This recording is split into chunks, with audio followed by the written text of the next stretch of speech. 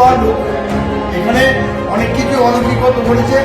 প্রচুর পুরনো মা শীতলা এখান থেকে নদী বইত, সেই গঙ্গা নদী সব সময় চার সদাগর বাণিজ্য করতে যাওয়াকালীন এখানে মায়ের আদেশ পান যে মা এখানে আসেন। পুরের একটি আনুমানিক 400 বছরের প্রাচীন বটগাছকে ঘিরে মানুষের বিশ্বাস, ভরসা ও কৌতূহলে বিভিন্ন মতবাদ এই বটবৃক্ষটি সাক্ষাৎ মা শীতলা দেবী হিসাবে পূজিত হচ্ছে। কথাই আছে, বিশ্বাসে মিলাই বস্তু, তর্কে বহুদূর। হয়তো এই মায়ের কাছে না আসলে অনেকে বিশ্বাস করতে পারবেন না, এবং মানুষের বিশ্বাসের উপর ভর করে ভক্তি ভরে কেউ মায়ের কাছে কিছু চাইলে মা মনোবাঞ্ছা পূরণ করেছেন ম্যাজিকের মতো।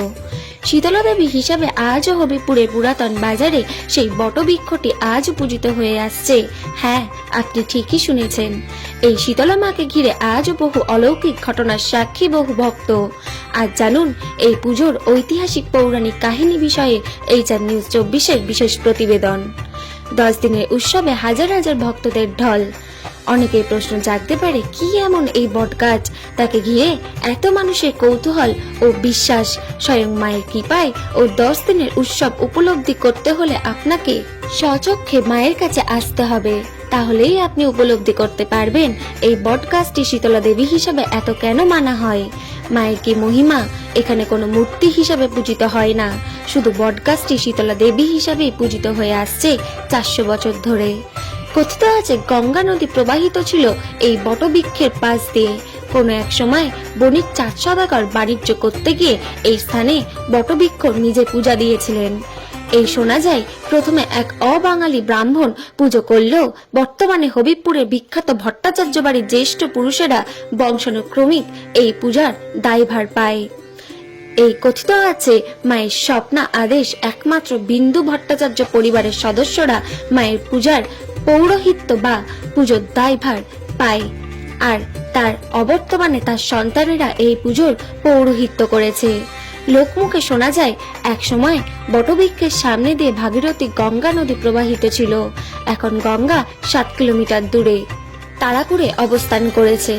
মা শীতলা দেবী এতই জাগ্রত, যারা মায়ের কাছে আসেন বা পুজো দেন তারা উপলব্ধি করতে পারেন এই দেবীকে ভক্তি ভরে ডাকলে মা ভক্তদের মনোবাঞ্ছা পূরণ করেন, এবং অনেকের মনোবাঞ্ছা পূরণ হলে তাদের ওজনে বাতাসা ছিটান ভক্তরা। 6 দিনের হরিনাম সংকীর্তনে 5 টনের অধিক পরিমাণে বাতাসা ছিটানো হয় ভক্তদের মাঝে।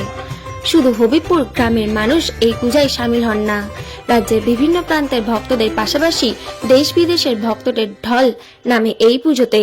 এবছর 10,000-এর অধিক ভক্তের সমাগম ঘটবে অনুমান করা হচ্ছে। পূজা দিতে সকাল থেকে বিরাট লম্বা লাইন পড়ে। ভক্তরা ডালা সাজিয়ে আনেন ডাবের জল, গঙ্গার জল, দুধ, আলতা, সিঁদুর, ফল, ফুল দিয়ে এসে মায়ের কাছে ভক্তি ভরে পূজা দেন। মহাসমারোহে পূজা হয়, অঞ্জলির পরে ও বিশেষ হোমযজ্ঞও হয়, এবং এখনো পর্যন্ত এই 10 দিনের উৎসবে অধিকাংশ বাড়িতে নিরামিষ আহার করে থাকেন, তাদের বাড়িতে কোনো আমিষ খান না। এবং এই 10 দিন ধরে মন্দিরে প্রসাদ বিতরণ চলে, কোনো ভক্তকে ফেরানো হয় না। এবং এই শীতলা মায়ের বিভিন্ন সৃষ্টি আবিষ্কারের বিভিন্ন মতবাদও আছে। এখানে আগে একজন অবাঙালি সাধু থাকত, তিনি স্বপ্নাদেশ পেয়েছিল মায়েরা 7 বোন মায়ের এই বটবৃক্ষে অবস্থান করে আছেন। আজও সাধারণ মানুষের ধারণা ও বিশ্বাস এই বটগাছে অবস্থান করে আছেন। লোকমুখে শোনা যায়, অনেক ভক্তকে মা স্বয়ং দেখা দিয়েছেন। এইখানে 53 বছর ধরে মায়ের পুজোর দিন ধরে হরিনাম সংকীর্তন প্রত্যেক বছর অনুষ্ঠিত হয়ে আসছে। এবছর সাড়ম্বের মায়ের পুজোর আরাধনা চলছে। এই পুজোটা খুব আড়ম্বর পূর্ণ জাঁকজমক সহকারে মায়ের পুজো হয়। পুজোর আগের দিন অধিবাস, পুজোর দিন নিয়ম অনুযায়ী পুজোর দিন ভোরবেলা মাকে 108 কলসি গঙ্গার জল দিয়ে মাকে স্নান করাতে হবে। তাই প্রতি বছরে হাজার হাজার ভক্তদের দেখা যায় 14 কিলোমিটার পায়ে হেঁটে আসা যাওয়া করেই শান্তিপুর থানার অন্তর্গত কুমেলে গঙ্গার থেকে জল নিয়ে এসে মাকে স্নান করানো হয়।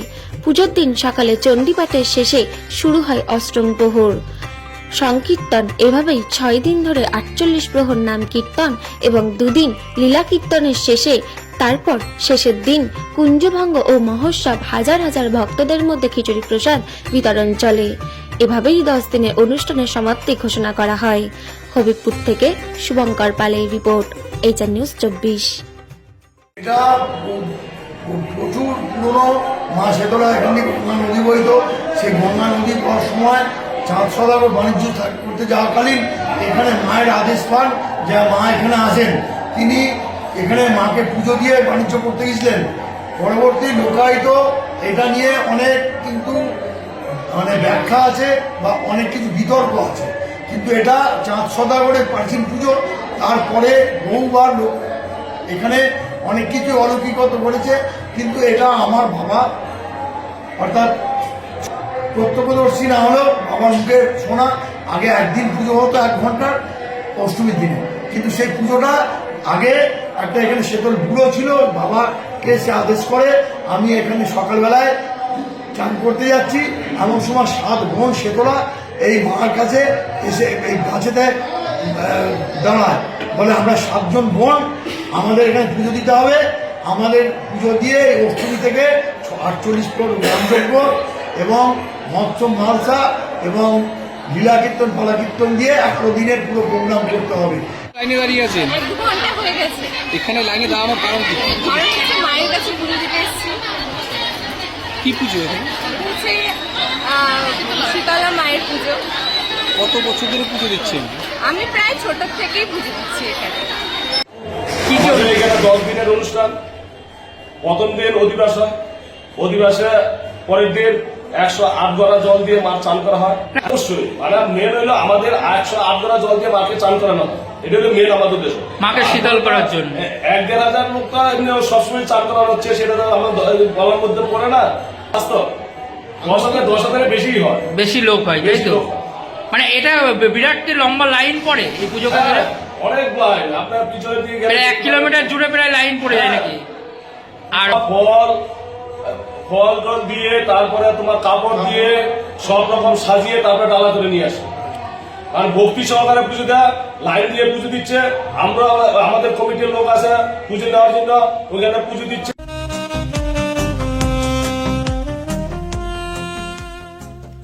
সর্বস্তরের ক্রেতা বন্ধুদের শুভ কামনায় বাবা লোকনাথ বাইক পয়েন্ট। আমাদের এখানে যে কোনো কোম্পানির বাইক ক্রয় এবং বিক্রয় করা হয়। অবশ্যই মনে রাখবেন ফাইন্যান্সের সুব্যবস্থা আছে। প্রোপাইটার দিবাকর দেবনাথ ওরফে বাপি।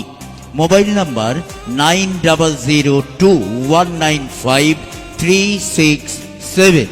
আমাদের ঠিকানা 12 নম্বর জাতীয় সড়ক, শান্তিপুর বাইপাস, পাওয়ার হাউসের নিকট, শান্তিপুর, নদিয়া।